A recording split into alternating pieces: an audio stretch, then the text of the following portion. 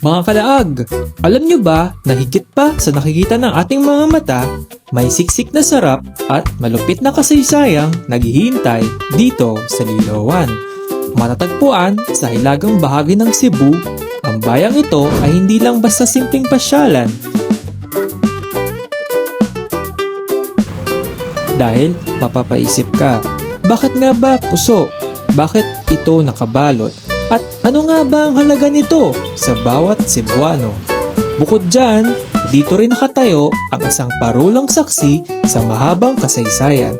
Kwento ito ng ating pagkakailanlan sa bawat subo ng pagkain at bawat hakbang sa paggala.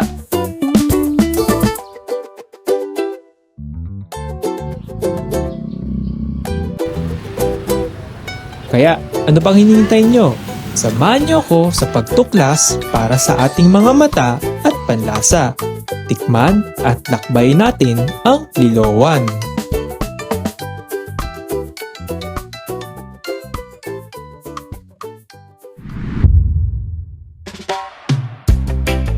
Alright, simulan natin sa nakapakalawak at kalmadong tanawin ng Liloan Bay.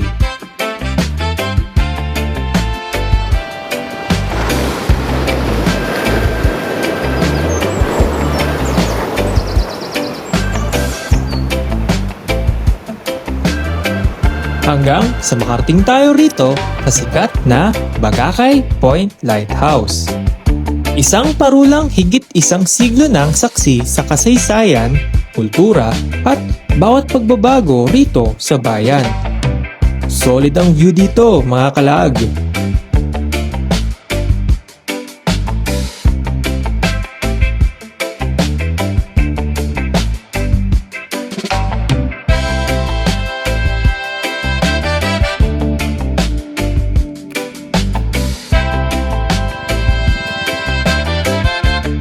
Matapos nating damhin ang simoy ng hangin at ang kwento ng kasaysayan sa parola, oras na para suyurin kung ano pa ang pwedeng matuklasan sa bayang ito.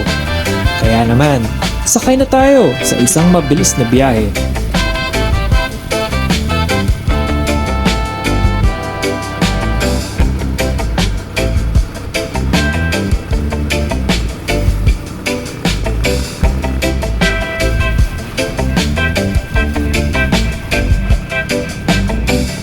At syempre, kapag Liloan ang usapan, hindi pwedeng hindi natin titikman ang lokal na street food dito na patok sa mga bumabiyahe. Ito ang ating unang hirit natin.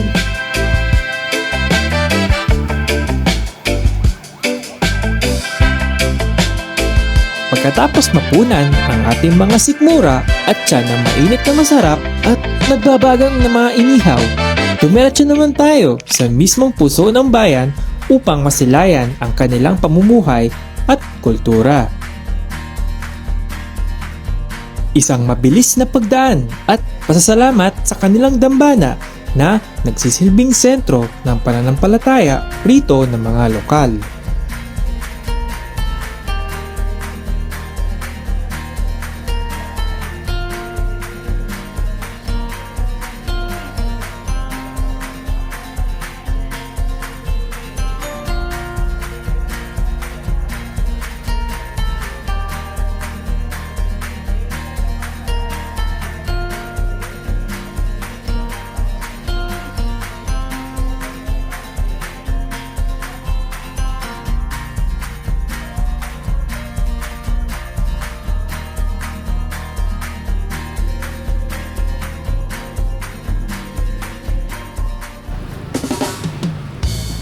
Isang simpleng araw, ngunit punong-puno ng sigla at kwento ang bawat sulok na madaanan natin.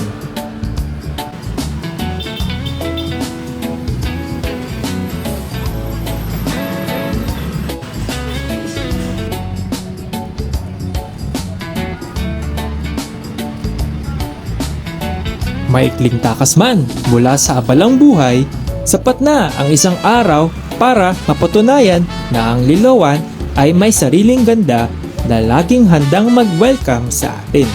O ano, sa sunod ulit mga kalaag, kuyog ta sa sunod na suroy ah! Ito si Jerry nagbabahagi mula sa Liloan, Cebu. Ito ang Laag ni Jerry, PH.